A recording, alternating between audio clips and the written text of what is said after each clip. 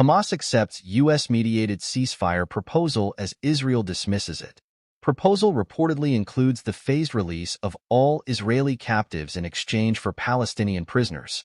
Hamas said on Monday that it accepted a U.S.-mediated ceasefire proposal that would see Israel halt its devastating 7-month war on Gaza and the phased release of all Israeli captives in exchange for Palestinian prisoners. The Palestinian movement said in a statement that Ismail Haniyeh, the group's political chief, informed Qatar and Egypt of its acceptance of their proposal. Ismail Haniyeh, the head of the Hamas movement's political bureau, had a phone call with the Qatari Prime Minister, Sheikh Mohammed bin Abdul Rahman Al Thani, and with the Egyptian Minister of Intelligence, Abbas Kamel, and informed them of the Hamas movement's approval of their proposal regarding the ceasefire agreement, Hamas said in a statement. In response, the Israeli Prime Minister's office said on X, formerly known as Twitter, that the proposal was far from meeting Israel's core demands, but that Israel would dispatch a ranking delegation to Egypt in an effort to maximize the possibility of reaching an agreement on terms acceptable to Israel. U.S. State Department spokesman Matthew Miller confirmed the Hamas response was being reviewed and discussed with partners in the region. The Hamas announcement came as CIA Director William Burns was leading indirect talks with Hamas to achieve a breakthrough. Miller declined to comment on reports that Hamas may have agreed to a ceasefire deal which the U.S. was not involved with. "I've seen those suggestions. Because we are working on this in real time and trying to reach an agreement, I'm just going to decline to comment in detail about any of those reports," Miller said. White House spokesperson John Kirby also declined to provide details about the discussions taking place, but added that the response by Hamas came while Burns was in the region. Without speaking about the details about the response by Hamas, I think it's safe to conclude that that response came as a result of, or at the end of these continued discussions that Director Burns was a part of.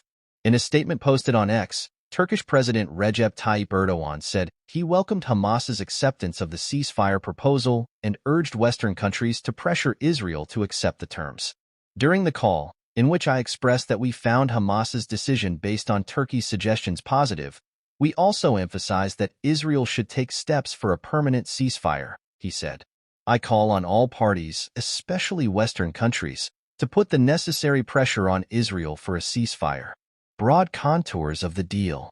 Ceasefire mediators have not publicly detailed the full contents of the proposal, but the broad contours of the deal involve a 6-week pause in fighting, in which Hamas would release some Israeli captives it has held since October 7 when it attacked southern Israel.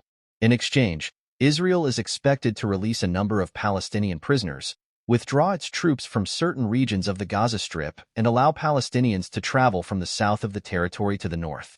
Speaking to Al Jazeera Arabic late on Monday, Hamas official Khalil al-Hayya said the first phase called for a complete withdrawal of Israeli troops from the Netzarim corridor and the return of displaced Palestinians to their homes. During the second phase, there would be a direct announcement of a permanent cessation of military operations before the remaining Israeli captives are exchanged for more Palestinian prisoners. In the last phase, there would be a complete lifting of the blockade of the Gaza Strip. Negotiations over a potential ceasefire entered a critical phase this weekend, with key interlocutors alarmed by the prospect of an Israeli ground assault on Rafah in the southern Gaza Strip. Aid organizations warned that an attack on Rafah would not only be catastrophic for civilians in the area, but would also have a major impact on their ability to get food to northern Gaza, where the UN World Food Program chief has said a full-blown famine is now underway. Any prospect of getting aid inside Gaza now is very grim. Issa said Palestinians were concerned that they would not be safe even if they leave, given their experiences in Gaza over the past 7 months. People have been following evacuation orders since October 7, yet you see people attacked in places where they have moved, he said. The concept of a safe zone is a very outdated concept. Melala Abu al-Khair, a Palestinian woman displaced in Rafah, said she would not be leaving her makeshift tent because there was simply nowhere left to go.